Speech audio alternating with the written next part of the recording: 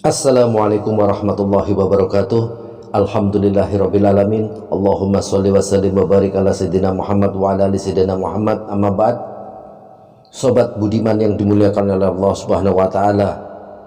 Istighfar adalah minta ampun pada Allah.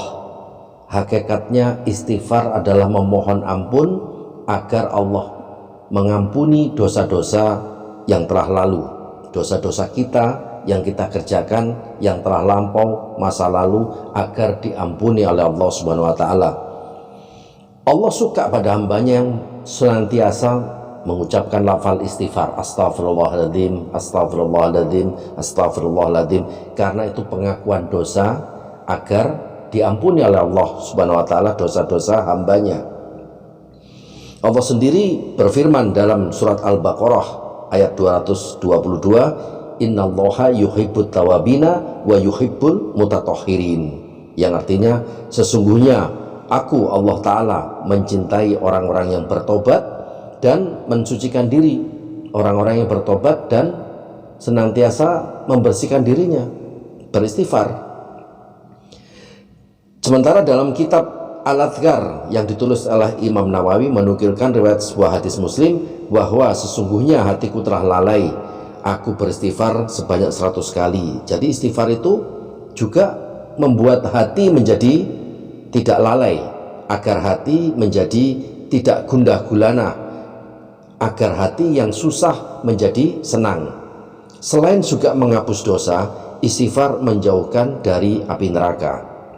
Kemudian istighfar itu selain membuat gembira hati yang gundah gulana juga melancarkan rezeki. Orang yang gemar membaca istighfar itu rezekinya dilancarkan oleh Allah Subhanahu wa taala. Dalam sebuah hadis riwayat Abu Daud, Ibnu Majah, Al-Baihaqi dan At-Tabrani bahwa Rasulullah bersabda, barang siapa yang senantiasa beristighfar, niscaya Allah akan menjadikan baginya kelapangan dari segala kesedihan dan yang menderanya, dan diberi jalan keluar dari segala kesempitan yang dihadapinya, dan Allah memberi rezeki dari arah yang tidak disangka-sangka. Wa yarzuqu min haitsu la yahtasib, memberi rezeki dari jalan yang tidak disangka-sangka. Sementara sebuah hadis yang diriwayatkan oleh Aisyah radhiyallahu anha bahwa beliau mengatakan, berbahagialah orang-orang yang mendapati catatan amalnya nanti kelak di akhirat, mendapati catatan amalnya banyak, di situ terdapat kalimat istighfar. Berbahagia orang yang senantiasa beristighfar itu, menurut beliau begitu. Tapi ada istighfar yang dibenci oleh Allah, istighfar yang tidak disukai oleh Allah, bahkan cenderung dibenci oleh Allah.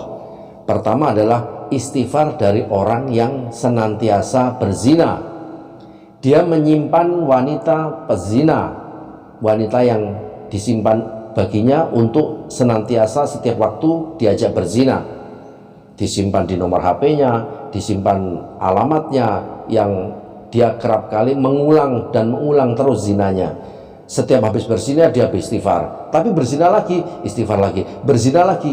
Itu istighfar yang dibenci oleh Allah Subhanahu wa taala, karena dia senantiasa berzina terus. Agar istighfarnya diterima, hentikan zinanya, buang itu nomor telepon, alamatnya, wanita simpanan zinanya itu, agar dia menjadi istighfar yang diterima dan bertobat nasuha untuk tidak mengulangi perbuatan zinanya tersebut. Yang nomor dua adalah orang yang senantiasa mencari harta haram. Dia bekerja yang haram, mendapatkan hasil yang haram, sehingga dia makan, minum dari uang yang haram. Pakaian yang digunakan adalah pakaian yang dibeli dari uang haram. Sehari-hari kehidupannya adalah dari kehidupan dari uang yang haram. Itu istighfarnya tidak diterima oleh Allah Subhanahu wa taala.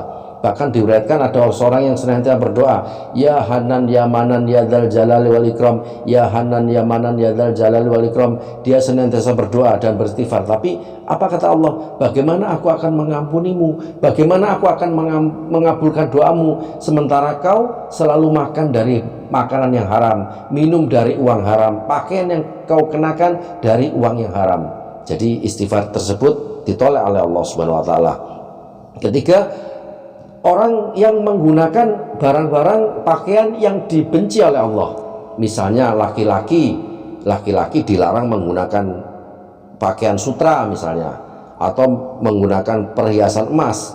Dia selama menggunakan pakaian dari sutra laki-laki tersebut, kemudian memakai perhiasan dari emas, maka istighfarnya ditolak oleh Allah Subhanahu wa taala.